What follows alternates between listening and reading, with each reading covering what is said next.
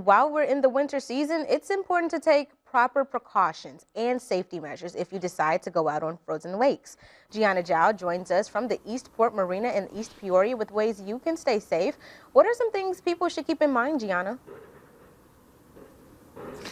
Good morning, Rashawn. Winter is here, which means it comes with precautions if you indulge in some winter activities. I'm here with Michael Johnson, owner of Maritime Responding Services Search and Rescue and Recovery Unit. He's going to be joining us here this morning. Good morning, Michael. He's going to be showing us safety tips on how to stay safe when you're on the water or on the water or on the ice this winter if you're indulging in those activities. Outstanding, thank you. First thing I want to talk about is we're going to do a demonstration here on the water. This is a gentleman that's out on the ice, could be an ice fisherman, could be somebody that's playing on the ice. As you see, as he gets closer to the ice, he's going to fall through the ice. Down on your knees. Okay. And what happens now that he's in the water? What happens like this is, first thing that's going to happen is that cold water shock. Hang on, Jason.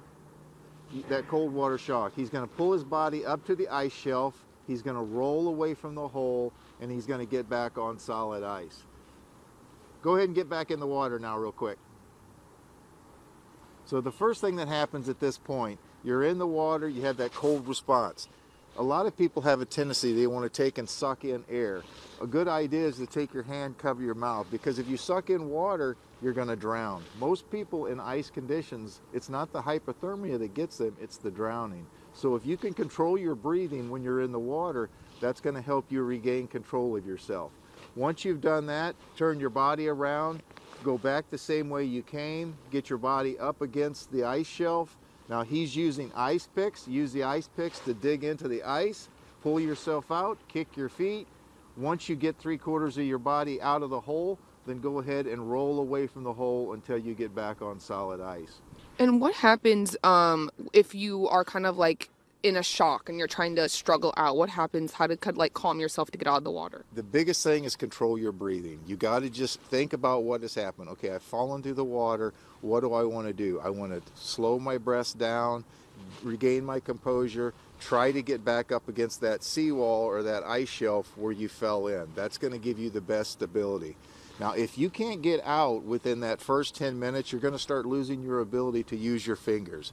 You're going to start losing muscle control. So if you've tried and you can't get out of the hole, get your body up against that ice shelf, expand your arms as far as you can, and let your arms freeze onto the ice. That way, if you do become unconscious, we're going to be able to find you.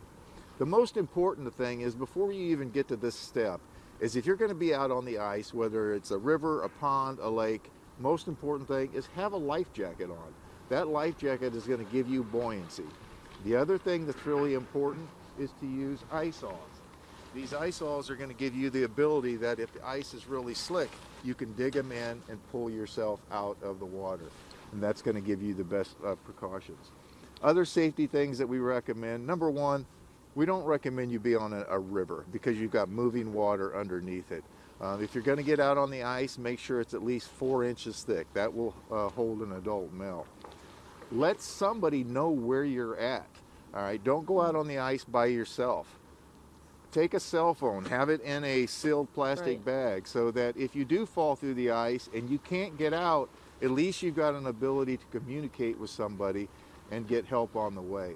Well, thank you so much, Michael, for showing these safety tips. And if you want to learn more about safety tips, you can go on our website at 25newsnow.com. Back to you, Rashawn.